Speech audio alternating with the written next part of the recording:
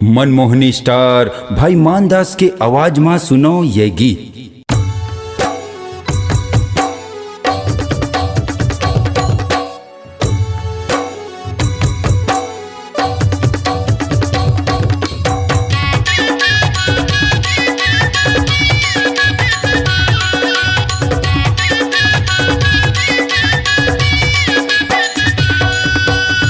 सुघर है तोर माथ के टिकली, सुघर है तोर नाक के नथली, सुघर है तोर कान के बाली, सुघर है तोर होंठ के लाली।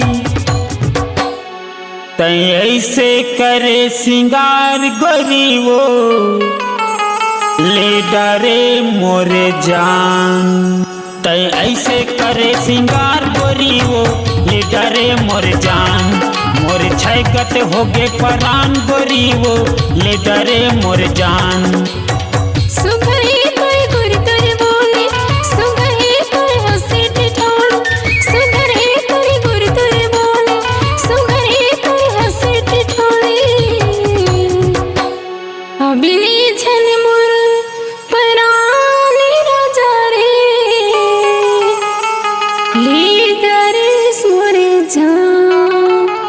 अबिली छन मोरी परान दिया रे ले डरे मोरे जान।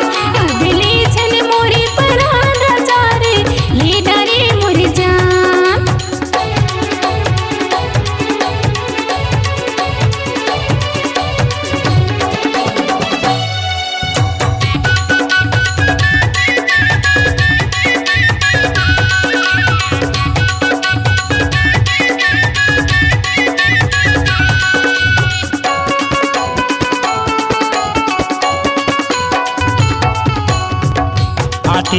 पाटी पारे वो दौना खोटे कान माँ। चंदा का स्वरूप हतोर बस के मोर परान माँ। चंदा का स्वरूप हतोर बस के मोर परान माँ। सुघर है तोर माथ के टिकली, सुघर है तोर नाक के नथली, सुघर है तोर कान के बाली, सुघर है तोर होंठ के लाली। तै ऐसे करे सिंगार गोरी वो ले डरे मोरे जान। तै ऐसे करे सिंगार गोरी वो ले डरे मोरे जान। मोरे छैगत होगे परान गोरी वो ले डरे मोरे जान।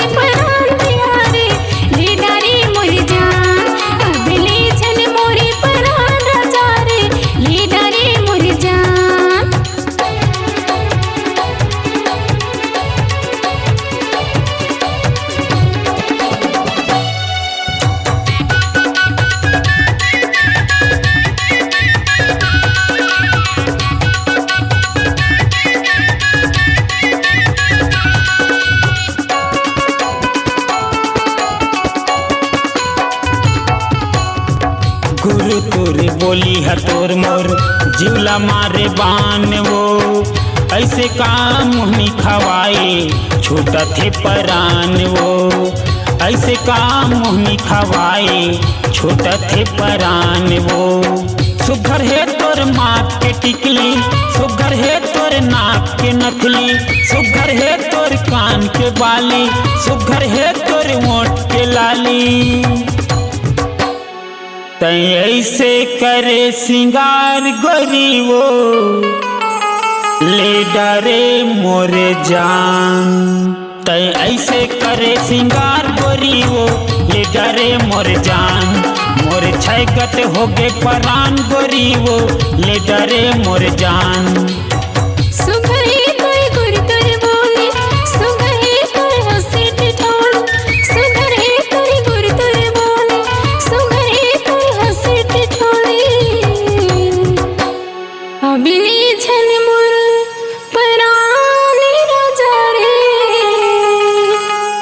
ले डरे मोरे जान। तै ऐसे करे सिंगार गोरी वो ले डरे मोर जान। मोर छैगत होगे परान गोरी वो ले डरे मोर जान। अबले छन मोरे परान राजा रे, ले डरे मोर जान। ले डरे मोर जान।